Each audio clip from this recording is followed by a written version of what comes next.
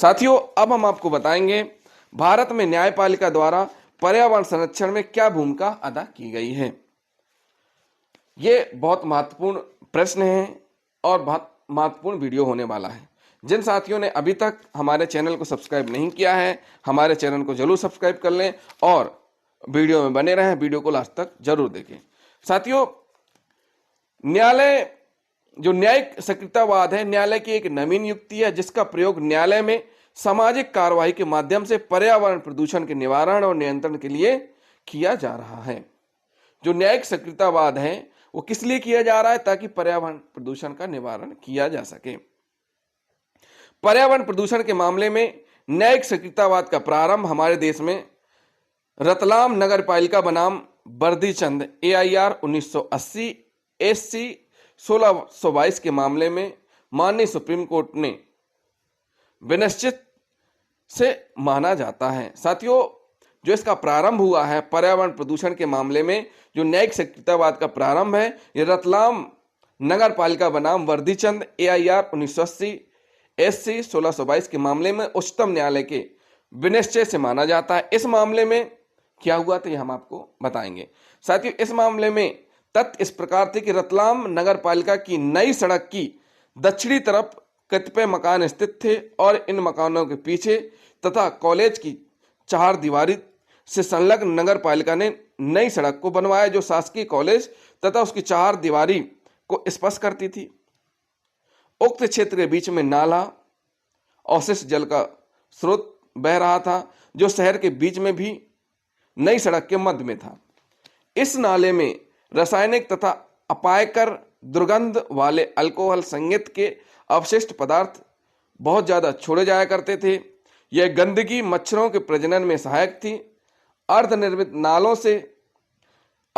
नाले से गंदा जल ऊपर बहता था। इसके अतिरिक्त गंदी बस्ती के निवासी नाले के किनारे का उपयोग खुले शौच पर के रूप में करते थे। आवासीय मकानों के शौचघर तथा मूत्रालय से बहने वाले गंदे जल का कोई निकाय नहीं था तथा अनेक गड्ढे इस जल से भरे हुए थे।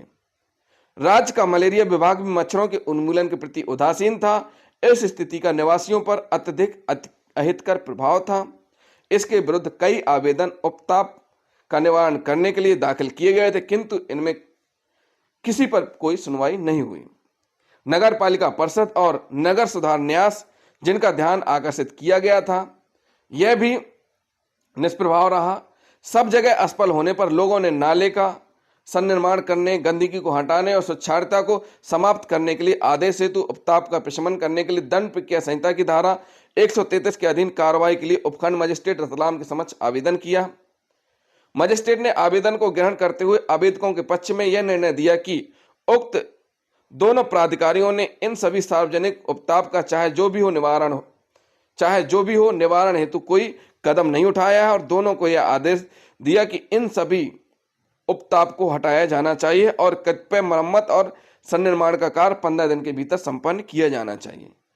लेकिन सत्र न्यायाधीश ने इस आदेश को अन्यायपूर्ण घोषित किया, परंतु उच्च न्यायालय ने मजिस्ट्रेट के आदेश को अभिपुष्ट करते हुए घोषित किया कि उक्त दोनों प्राधिकारियों को नाला की गंदे जल के स्वच्छंद बहाव के बारे में स्थायी योजना तैयार करनी चाहिए और 6 माह के भीतर ठोस योजना प्रस्तुत करनी चाहिए। न्यायालय ने आगे निर्देश दिया कि जिन स्थानों पर गड्ढे हैं उन्हें मिट्टी से ढक दिया जाना चाहिए ताकि वहां जल संचयन न हो और मच्छरों का प्रजनन न हो। इस कार्य को 2 वर्ष के भीतर पूरा किया जाना चाहिए। रतलाम नगर पालिका इस आदेश से असंतुष्ट थी, अतः उसने सुप्रीम कोर्ट यानी उच्चतम न्यायालय में उच्च न्यायालय के उपरोक्त आदेश के विरुद्ध अपील दायर की। उच्चतम न्यायालय ने उपखंड मजिस्ट्रेट के आदेश की अपुष्टि की और अनुपूरक निर्देश जारी किए कि नगर पालिका के प्राधिकार तथा राज्य सरकार निर्देशों का विनिर्दिष्ट रूप से अनुपालन करें, जिसके अंतर्गत यह सम्मिलित है कि नगर पालिका परिषद और राज्य सरकार अल्कोहल संयंत्र से उत्पन्न प्रदूषण को रोकने के लिए कदम उठाएं और उपखंड मजिस्ट्रेट द्वारा दंड प्रक्रिया संहिता की धारा 113 के अधीन इस प्रकार कारित उपताप का उपशमन करने के लिए अपनी शक्ति का प्रयोग करें। साथियों, रतलाम नगर पालिका में जो रोड था, जो बस्ती थी, कॉलेज थे, रोड में ही गड्ढे थे, नाले थे, गंदा पानी ये सब बह रहा था। इसको रोकने के लिए, इसके सॉल्यूशन के लिए आम जनता के द्वारा आवेदन दिए गए। जब आवेदन पर सुनवाई नहीं हुई, किसी प्रकार की कोई कार्रवाई नहीं हुई, तब न्यायालय की शरण ली गई। न्यायालय ने कहा कि इनका सॉल्यूशन किया जाना चाहिए और आम जो जनता थी उनके फेवर में आदेश दिया। उसके बाद नगर पालिका ने, चूंकि मजिस्ट्रेट ने आदेश दिया था, तो उसको सत्र न्यायालय में चैलेंज किया गया और वहां से मजिस्ट्रेट के आदेश को सत्र न्यायालय के द्वारा पलट दिया गया। उसके बाद फिर हाईकोर्ट में याचिका प्रस्तुत की गई। हाईकोर्ट ने भी मजिस्ट्रेट के आदेश को सही माना। फिर रतलाम नगर पालिका ने जो हाईकोर्ट ने निर्णय दिया था उसके अगेंस्ट सुप्रीम कोर्ट में भी अपील दायर की। सुप्रीम कोर्ट ने मजिस्ट्रेट के आदेश का समर्थन किया और हाईकोर्ट ने जो भी आदेश दिया था उसका समर्थन करते हुए नगर पालिका राज्य दोनों को निर्देश दिए कि उनका पालन किया जाना चाहिए। तो साथियों, ये एक ऐसा जजमेंट था जिसमें कि प्रदूषण निवारण के लिए माननीय सुप्रीम कोर्ट के द्वारा आदेशित किया गया था। साथियों, इसी प्रकार न्यायमूर्ति कृष्ण अय्यर, रतलाम म्यूनिसिपैलिटी बनाम बर्दीचंद, AIR 1980 SC 1622 पृष्ठ 1628 में नगर पालिका के प्राधिकारी की भूमिका पर टिप्पणी करते हुए व्यंग से प्रेक्षण किया। अपव्ययिक कानूनी निकाय, दृढ़चयी सरकारी अभिकरण, स्वप्रतिरक्षा में सुसज्जित दिवालियेपन तथा विकृत व्यय बजट का उल्लेख करके विधि के अधीन कर्तव्यों का वैधिक ढंग से उल्लंघन कर सकते हैं। फिर भी न्यायालय ने किसी भी बहाने से नगर पालिका को अपने कर्तव्य से बच निकलने की अनुमति नहीं दी। उसे नगर पालिका को मध्य प्रदेश नगर पालिका अधिनियम 1961 की धारा 123 अपने उत्तरदायित्व का निर्वहन करने के लिए विवश कर दिया। इस महत्वपूर्ण मामले के पहले कई अन्य वादों का भी विनिश्चय न्यायालय द्वारा दिया गया, किंतु उनमें प्रदूषण प्रभाव की अपेक्षा उपताप पर अधिक बल दिया गया। साथियों, दत्तात्रेय बनाम गोपीसा, AIR 1987 नागपुर 236 के मामले में तथ्य इस प्रकार थे कि प्रतिवादी ने मलकुंड तथा शौचघर का निर्माण इस प्रकार से किया था कि वह पड़ोसियों को उसके दुर्गंध से उपताप कारित करता था। क्या होता था? उपताप कारित करता था, मतलब दिक्कत होती थी। इस प्रकार से बनाया था कि उसके पड़ोसियों को दिक्कत होती थी। साथियों, इस प्रकार की अशुभता तथा अन्य स्वास्थ्य में क्षति हुई। नागपुर उच्च न्यायालय ने चिकित्सीय तथा स्वच्छता प्रयास की सहायता के माध्यम से प्रथम दृष्टया उपचारी उपाय के लिए आदेश दिया और यदि वह वादी को अनुदेश देने में असफल रहता है तो सन्निर्माण को गिराने के रूप में कठोर आदेश दिए जाएगा। न्यायालय दोषपूर्ण कार्य करने वालों के प्रति सारभूत कार्य किए बिना दोनों पक्षकारों को न्याय देने का इच्छुक था। न्यायालय ने पर्यावरण प्रदूषण की तरफ कोई विशेष ध्यान नहीं दिया। पर्यावरण प्रदूषण के निवारण के मामले में कुछ झलक गौतम कंस्ट्रक्शन कंपनी बनाम अमूल कृष्ण घोष के मामले में मिलती है। AIR 1987 कलकत्ता 91। इस मामले में तथ्य इस प्रकार थे कि कंपनी आवासीय कॉलोनी में कारखाना चला रही थी। कारखाने द्वारा जो ध्वनि उत्पन्न होती थी, कारखाने से जो ध्वनि उत्पन्न होती थी उससे कॉलोनी के निवासियों को बड़ी असुविधा होती थी। न्यायालय ने संप्रेक्षण किया कि कंपनी अपना कारोबार जारी रख सकती है यदि वह इस तरीके को अंगीकार करे जिससे कि ध्वनि को कारखाने की सीमा के भीतर रखा जा सके। ध्वनि को कारखाने की सीमा के भीतर रखा जा सके तो वह कर सकती है। पर्यावरण प्रदूषण के निवारण के बारे में प्रकट प्रवृत्ति ओम गोविंद सिंह बनाम शांति स्वरूप, AIR 1979 SC 143 के मामले में दृष्टिगोचर होती है। इस मामले में तथ्य इस प्रकार थे कि पाकशाला की चिमनी से उत्सर्जित धुएं, बेकरी की चिमनी से उत्सर्जित धुएं का उसकी समीप निवास करने वाले व्यक्तियों के स्वास्थ्य और सुरक्षा और सुविधा पर प्रतिकूल प्रभाव पड़ता था। वस्तुतः इसमें यह अब निर्धारित किया गया कि बेकरी को संचालित करने का प्रभाव उसके आसपास के व्यक्तियों पर हानिकारक है, यह पर्यावरण को प्रदूषित कर रहा है, इसलिए इसको बंद कर दिया जाना चाहिए। इस मामले में प्रारंभ की गई कार्रवाई को रतलाम नगर पालिका बनाम वर्दीचंद, AIR 1980 SC 1022 पृष्ठ 1028 में विस्तारित किया गया। न्यायिक शक्तिवाद ने भारतीय संविधान के अनुच्छेद 21 जो कि प्राण के अधिकार के संबंध में उपबंध करता है, व्यापक मीमांसा की है। रतलाम नगर पालिका के मामले में जिस न्यायिक प्रवृत्ति का प्रारंभ किया गया था उसने न्यायालय के लिए क्षमता प्रदान किया और रूरल लिटिगेशन एंड एंटाइटलमेंट केंद्र देहरादून बनाम उत्तर प्रदेश राज्य AIR 1985 SC 652 के मामले में न्यायालय द्वारा पूर्ण पर्यावरण के अधिकार का निर्देश दिया गया। इस मामले में तथ्य इस प्रकार थे कि रूरल लिटिगेशन एंड एंटाइटलमेंट केंद्र देहरादून के प्रतिनिधियों ने दावा किया कि मसूरी देहरादून क्षेत्र में अवैध चूने के पत्थर के खनन क्षेत्र में पारिस्थितिकी तंत्र क्षतिग्रस्त हो रहा है। अस्तु उच्चतम न्यायालय में सीधे परिवाद दायर किया गया जिसमें निर्देश दिया गया कि परिवाद पत्र अनुच्छेद 32 के अधीन रिट याचिका माना जाए। तत्परांत उच्चतम न्यायालय ने अपने समक्ष एक अन्य मामले अर्थात MC मेहता बनाम भारत संघ के मामले में जो गंगा प्रदूषण से संबंधित है निम्नलिखित संप्रेषण किया। हम सचेत हैं कि चर्म शोधन को बंद करना बेरोजगारी तथा राजस्व की क्षति उत्पन्न करेगा, लेकिन व्यक्ति के लिए जीवन, स्वास्थ्य और परिस्थिति की अपेक्षाकृत अधिक महत्वपूर्ण है। उच्चतम न्यायालय के इस निर्णय के पूर्व भी आंध्र प्रदेश उच्च न्यायालय ने T दामोदर बनाम the special officer municipal corporation of Hyderabad AIR 1987 Andhra Pradesh 171 के मामले में जो अभिकथित किया गया था अनुच्छेद 21 में अंतर्विष्ट मूल अधिकार तथा अप्रदूषित पर्यावरण के अधिकार के बीच संबंध के बारे में सही दृष्टिकोण था, इसमें न्यायालय द्वारा संप्रेषण किया गया था। यह अभिनिर्धारित करना युक्त होगा कि जीवन का उपयोग और उसकी प्राप्ति तथा संविधान के अनुच्छेद 21 द्वारा प्रत्ययभूत अधिकार प्रकृति के उपहार के संरक्षण को शामिल करते हैं, जिसके बिना जीवन का उपभोग नहीं किया जा सकता, यानी जीवन यापन नहीं किया जा सकता है। कोई कारण नहीं है कि क्यों अकेले जीवन में उग्र समापन की प्रथा को संविधान के अनुच्छेद 21 का उल्लंघन नहीं मानना चाहिए। पर्यावरण प्रदूषण तथा विकृति द्वारा कारित प्रदूषण वातावरण को मंद जहर देने को संविधान के अनुच्छेद 21 के उल्लंघन के समान माना जाना चाहिए। रूरल लिटिगेशन एंड एंटाइटलमेंट केंद्र देहरादून बनाम उत्तर प्रदेश राज्य AIR 1985 SC 652 में उच्चतम न्यायालय ने अभिकथित करने वाले पर्यावरण संबंधी परिवाद को स्वीकार किया कि मसूरी की हिमाचल श्रेणी के चूने के पत्थर के खनन के क्रियाकलाप का परिणाम पारिस्थितिकी संतुलन को प्रभावित करने वाली पर्यावरण की क्षति के रूप में होती है। इस चीज को माननीय सुप्रीम कोर्ट ने सही माना।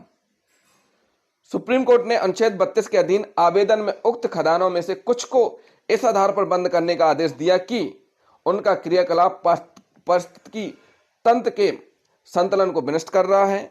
यद्यपि उच्चतम न्यायालय के निर्णयों में अनुच्छेद 21 का कोई उल्लेख नहीं किया गया, फिर भी इन निर्णयों को इस आधार पर समझा जा सकता है कि उच्चतम न्यायालय ने संविधान के अनुच्छेद 32 के अधीन इन परिवादों को अनुच्छेद 21 के प्राण के अधिकार के उल्लंघन को शामिल करने वाला स्वीकार किया है। T दामोदर बनाम the special officer AIR 1987 Andhra Pradesh 171। अतएव संवैधानिक उद्देश्यों के प्रवर्तनकारी अंग के रूप में न्यायालयों का राज्य के सभी क्रियाकलापों और नागरिकों के सभी क्रियाकलापों को पर्यावरणीय संतुलन को नष्ट करने से विनिषिद्ध करना न्यायालयों का वैध कर्तव्य होगा।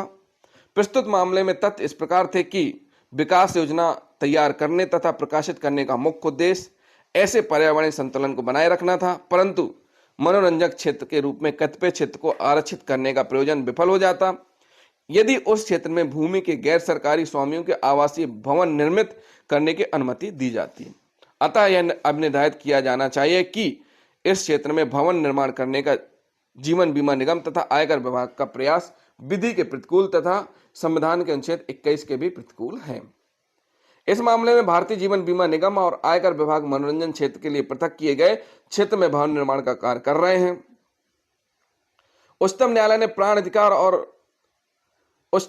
प्राण के अधिकार को और आगे विस्तारित किया है। किसमें? Consumer education and research centre बनाम भारत संघ 1995 3SCC 42 के मामले में यह अब निर्धारित किया गया कि अनुच्छेद 21 में जो प्राण के अधिकार के बारे में उपबंध करता है, कर्मकारों को स्वास्थ्य और शक्ति का संरक्षण भी सम्मिलित है। राज्य चाहे संघ हो या राज्य सरकार हो, साथियों राज्य चाहे संघ हो या राज्य सरकार या उद्योग, सार्वजनिक अथवा प्राइवेट ऐसी कार्रवाई करेगा जो नियोजन की अवधि के दौरान कर्मकारों के स्वास्थ्य, शक्ति और अंतःशक्ति और स्वास्थ्य तथा उसी के साथ जीवन के आवश्यक तत्व के रूप में सेवानिवृत्ति के उपरांत आराम तथा स्वास्थ्य में अभिवृद्धि करेगा। देश में एस्बेस्टस उद्योग पर विचार करते हुए न्यायालय ने अपने निर्णय में निम्नलिखित मार्गदर्शक सिद्धांत अवगत किए। ऐसे सभी उद्योगों को कर्मचारियों का स्वास्थ्य बीमा कराना चाहिए।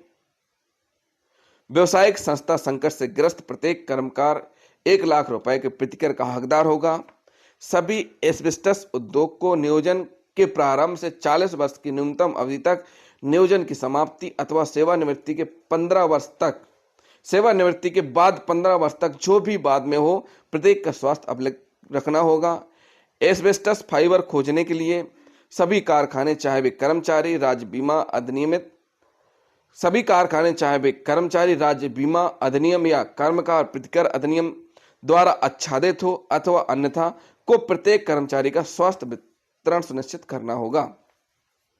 इसके अतिरिक्त न्यायालय ने केंद्र सरकार तथा सभी राज्य सरकारों को 10 वर्ष के बाद पुनरीक्षण करने का निर्देश जारी किया अथवा जब अंतर्राष्ट्रीय श्रम संगठन द्वारा इस संबंध में निर्देश जारी किए जाएं, तब अंतर्राष्ट्रीय मानक के अनुसार फाइबर का अनुज्ञेय प्रकटन सीमा मूल्य होना चाहिए। प्राण का अधिकार कर्मकारों का मूल अधिकार है। किर्लोस्कर ब्रदर्स लिमिटेड बनाम employees state insurance corporation 1996 SCC 682, T Damodar Rao बनाम विशेष अधिकारी नगर पालिका निगम हैदराबाद AIR 1987 AP 171 के मामले में प्रश्न इस बात का था कि क्या हैदराबाद शहर की परिसीमा के भीतर मनोरंजन क्षेत्र में आने वाली भूमि का प्रयोग नगर पालिका विकास योजना के प्रतिकूल आवासीय प्रयोजन के लिए किया जा सकता है। इस मामले में तथ्य इस प्रकार थे कि हैदराबाद जीवन बीमा निगम और आयकर विभाग ने अपने कर्मचारियों के लिए आवासीय भवन का निर्माण करने के लिए 37 एकड़ भूमि अर्जित की थी, जो मनोरंजन पार्क के लिए पृथक की गई 150 एकड़ भूमि का भाग थी। वस्तुतः इस प्रकार प्रश्न यह था कि किस प्रकार स्वामी के अधिकार तथा पारिस्थितिकी और पर्यावरण के पारस्परिक प्रश्न के बीच संतुलन स्थापित किया जाए। ज्ञातव्य है कि विधि सदैव सार्वजनिक हित को व्यक्तिगत हित पर अधिमानता प्रदान करती है और इसलिए स्वामित्व का अबाधित अधिकार सामाजिक हित का वशवर्ती है। यानी जहां सामाजिक हित महत्वपूर्ण है, वहां व्यक्तिगत हित को सामाजिक हित से नीचे रखा जाता है, यानी वहां पर सामाजिक हित को मान्यता दी जाएगी। आंध्र प्रदेश उच्च न्यायालय ने संप्रेषण किया कि पर्यावरण का संरक्षण न केवल नागरिक का कर्तव्य है, बल्कि राज्य तथा न्यायालयों को सम्मिलित करके राज्य के अंगों की बाध्यता भी है। पर्यावरण विधि व्यक्तिगत स्वामित्व के कॉमन लॉ सिद्धांत की निरंतर शक्ति से मनुष्य को प्राण तथा दैहिक स्वतंत्रता के अधिकार से मुक्त करने में सफल रही है। जीवन का उपभोग तथा उसकी प्राप्ति और उसको पूर्ण करना जो अनुच्छेद 21 द्वारा प्रत्याभूत किया गया है, प्राकृतिक उपहारों के संरक्षण को शामिल करता है, जिसके बिना जीवन का उपयोग नहीं किया जा सकता। ऐसा कोई कारण नहीं है कि जीवन के उग्र समापन की प्रथा को अनुच्छेद 21 का उल्लंघन न माना जाए। पर्यावरण प्रदूषण द्वारा प्रदूषित वातावरण से उत्पन्न मंद जहर को अनुच्छेद 21 के उल्लंघन के समतुल्य माना जाना चाहिए। संयोजित विकास का प्रयोजन पर्यावरणीय संतुलन को बनाए रखना है, इसलिए मनोरंजन पार्क के लिए पृथक किए गए क्षेत्र में मकानों का संनिर्माण अनुच्छेद 21 के उपबंधों का उल्लंघन है। ये साथियों निर्णय हुआ उसमें। अब हम पढ़ेंगे अट्टाकोया थंगल बनाम भारत संघ 1990 के KLT 580 के मामले में केरल उच्च न्यायालय ने अब निर्धारित किया है कि स्वच्छ जल का अधिकार अनुच्छेद 21 के अंतर्गत प्राण के अधिकार का आवश्यक तत्व है, क्योंकि यह जीवन को कायम रखता है। केरल उच्च न्यायालय ने कहा है कि जो स्वच्छ जल है वह भी जीवन के अधिकार के अंतर्गत ही आता है। इस मामले में प्रश्न यह था कि क्या लक्षद्वीप के तटीय क्षेत्र में भूमि के नीचे से पंप के माध्यम से जल खींचना अनुच्छेद 21 के अंतर्गत प्राण के अधिकार से वंचित करने के समतुल्य है, जहां से पीने के जल की आपूर्ति कम हो गई थी। न्यायालय NNERI CESS की रिपोर्ट के परिशीलन के बाद इस निष्कर्ष पर पहुंचा कि यह प्राण से वंचित करने के समान नहीं है। न्यायालय ने आगे कहा कि प्राण का अधिकार पशु के अस्तित्व से अधिक है और इसके विधिक गुण हैं जैसा कि प्राण के हैं। मधुर जल और स्वच्छ वायु के अधिकार प्राण के अधिकार के गुण हैं, क्योंकि ये मूलभूत तत्व हैं जो प्राण को बनाए रखते हैं। भारत सरकार को योजना के लिए अनुमति देने के पूर्व इस प्रश्न को गंभीरता से वैज्ञानिक अध्ययन करने का निर्देश दिया गया। क्षेत्र के निवासियों की अपेक्षा तथा पृथ्वी की संरचना के संघटकों के बीच संतुलन बनाए रखने के लिए न्यायालय ने कहा कि प्राकृतिक निबंधनों से संगत योजना जो क्षेत्र के लिए उचित हो का यथासंभव शीघ्र विकास किया जाए, ताकि मांग तथा आपूर्ति को समायोजित किया जा सके। तो साथियों, ये अट्टाकोया थंगल बनाम भारत संघ का मामला था। अब हम पढ़ेंगे एल के कुलवाल बनाम राजस्थान राज्य AIR 1988 राज्य 2 के मामले में जयपुर शहर की सफाई करने और अस्वस्थकर दशाओं से बचाने की मांग की गई थी। संविधान के अनुच्छेद 51A पर्यावरण का संरक्षण करने के लिए नागरिक का मूल कर्तव्य। राजस्थान उच्च न्यायालय ने कहा कि यद्यपि इसको कर्तव्य के रूप में अवैध किया गया है, तथापि यह बंद नागरिकों को न्यायालय के पास ऐसा निर्देश प्राप्त करने के लिए अधिकार प्रदान करता है कि नगर पालिका प्राधिकारी शहर की सफाई करवाए, और यह कि स्वास्थ्य सफाई और पर्यावरण का संरक्षण अनुच्छेद 21 के अंतर्गत आता है और इस प्रकार नागरिकों को मूल अधिकार प्रदान करता है वे सकारात्मक कार्रवाई की मांग करें। इस विवेचन के निष्कर्ष से यह कहा जा सकता है कि लास्ट में हम कह सकते हैं कि उच्च न्यायालय पर्यावरण के संरक्षण तथा सुधार को प्राण के अधिकार में सम्मिलित करने की दिशा में अधिक सक्रिय रहे हैं। तो साथियों, ये कुछ हमने निर्णय बताए हैं माननीय सुप्रीम कोर्ट और हाई कोर्ट के, जिसमें कि प्रदूषण निवारण के संबंध में